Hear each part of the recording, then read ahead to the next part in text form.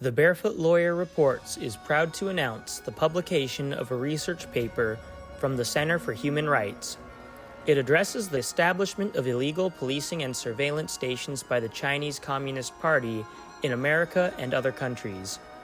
To read this research paper, go to catholic.edu/chr and go to our Research and Analyses page.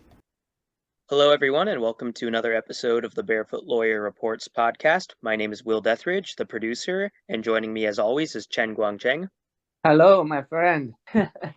Yeah, today we're going to be talking about a very important news story, which is the Secretary of State, Antony Blinken's visit to China with Chinese President Xi Jinping and other Chinese officials. This is a pretty momentous occasion, right, Guangcheng? Yeah, it looks like the comments on the internet are not good. Now, why do you think that is, Guangcheng? Yeah, because before they had the plan let Blinken visit Beijing, but because of the spy balloon, they postponed the visit. That is not good. A lot of netizens on the internet criticize why the U.S. still visit the Communist Party. And another thing is, before Blinken fly to Beijing, the Communist Party ordered a lot of guards to surveillance the activists in Beijing. And when Blinken arrived in Beijing, Blinken never asked the CCP to stop persecuting the human rights activists. So it sounds like not only was this visit an occasion or an excuse for the Communist Party to oppress even more activists, but Blinken didn't even bother asking where they were, or he didn't bother asking the Communist Party to stop persecuting them. Is that right, Guangcheng? Yeah. Blinken looks like never mentioned about that. That is why a lot of people said, why the U.S. very interested to visit the regime, right?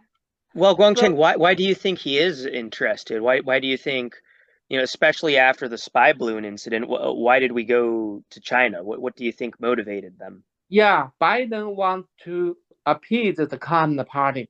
That's very, very, very bad. So far, no one mentioned about human rights, only trade. So we just want money out of this, right? Yeah, they just want money. And then, looks like, the netizens said, oh, Blinken is the secretary of the CCP in the U.S. So they visit Beijing to meet their leaders. Some of the things that they've talked about so far seem pretty concerning. I think Blinken mentioned something about Taiwan, right? I think he said we do not support Taiwan independence. Yes, because the U.S. government, they are very soft. Well, we remember that a few months ago we reported on Nancy Pelosi visiting to Taiwan, and that was a huge deal.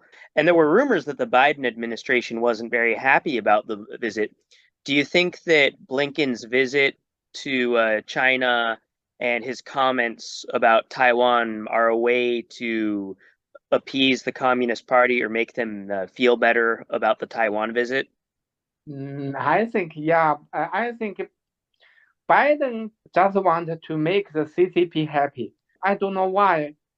The U.S. much stronger than CCP, right? And the U.S. much richer than CCP. Why does the U.S. want to make the relations good with CCP? I saw a lot of comments about this. Yeah, they said, looks like Biden want to make the U.S. become the CCP's province.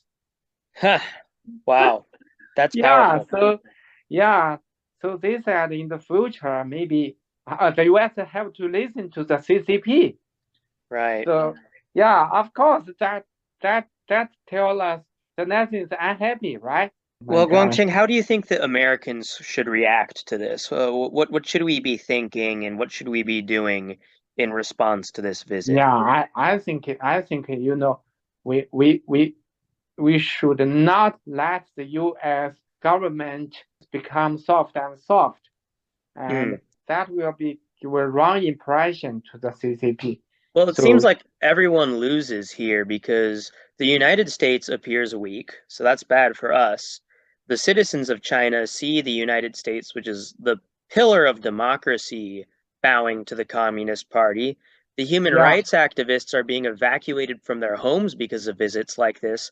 The only people benefiting from this visit are members of the Communist Party, right, Guangcheng? yeah, I think that is the Communist Party. The Communist Party, use their mouthpiece. Now we are very strong. Now U.S. become lost.